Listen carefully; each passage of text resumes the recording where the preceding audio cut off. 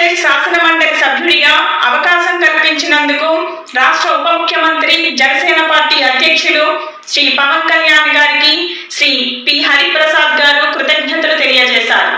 గురువారం మధ్యాహ్నం మంగళగిరిలోని పార్టీ కేంద్ర కార్యాలయంలో శ్రీ పవన్ కళ్యాణ్ గారిని కలిసి పుష్పగుచ్చ అందించి కృతజ్ఞతలు తెలిపారు. పవన్ కళ్యాణ్ గారు వారాహి ఏకాదశ దిన దీక్ష చేశారు. ఇందులో భాగంగా సూర్యారాధన చేశారు. దీక్షాబద్ధులైన శ్రీ పవన్ కళ్యాణ్ గారు ఆదిత్య యంత్రం ఎదుట ఆసీనులై వేద పండితులు మంత్రోచ్చారణల నడుమ ప్రత్యక్ష భగవానుణ్ణి ఆరాధించారు. వేద మంత్రోక్త సూర్య నమస్కార ప్రకరణ గావించారు. ఈ శ్రీ పవన్ కళ్యాణ్ గారు నిత్యం సూర్య నమస్కారాలు చేసేవారు.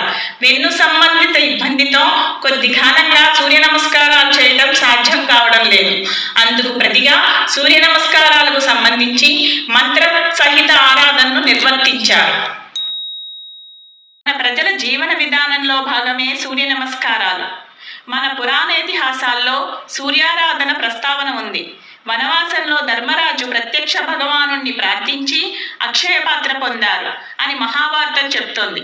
శ్రీ మహావిష్ణువు సూర్య భగవాను నుండి చక్రాయుధాన్ని పొందాడు. ఆరోగ్యానికి సైతం సూర్యారాధన మేలు చేస్తుంది. బ్రిటిష్ పాలకుల ప్రభావంతో ఆదివారం అంటే సెలవు దినంగా మారిపోయింది. కానీ మన సంస్కృతిలో ఆదివారానికి విశిష్టత ఉంది. రవివారం అని పిలిచే ఆ రోజు సూర్యుడిని ఆరాధించి పనులకు శ్రీకారం చుట్టేవారు.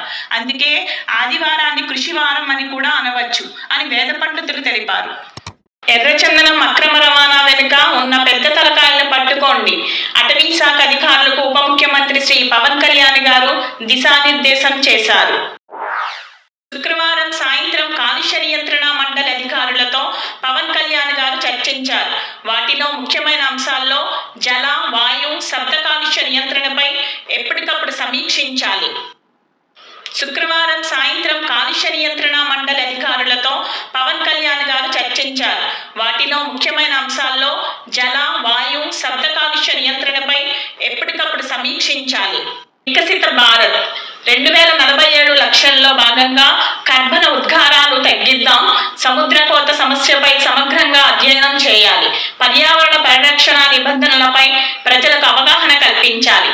పంట కాలువల్లో వ్యర్థాలు విడిచిపెడుతున్న వీరభద్ర ఎక్స్పోర్ట్ సంస్థకు షోకాస్ నోటీసులు. స్వచ్ఛమైన గాలి, నీరు పొందడం ప్రజల హక్కు. తక్షణమే సరైన నిర్ణయాలు తీసుకుని నివేదిక ఇవ్వాలని గౌరవనీయులు ఉప ముఖ్యమంత్రి శ్రీ పవన్ కళ్యాణ్ గారు అధికారులను కోరారు.